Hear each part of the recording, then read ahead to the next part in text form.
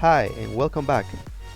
Today I would like to share with you how to install the Numpy and pandas package using pip, the package manager for Python. Just type the next lines, follow the next instructions, and you will have the complete installation in your Python console.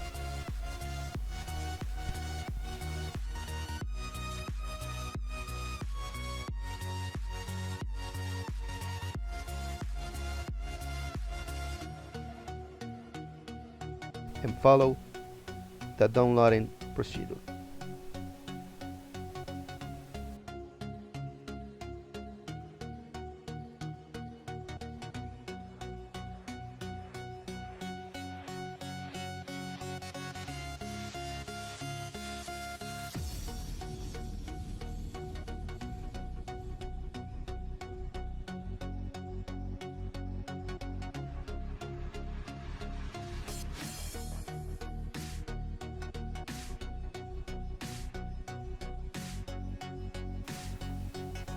And this is it.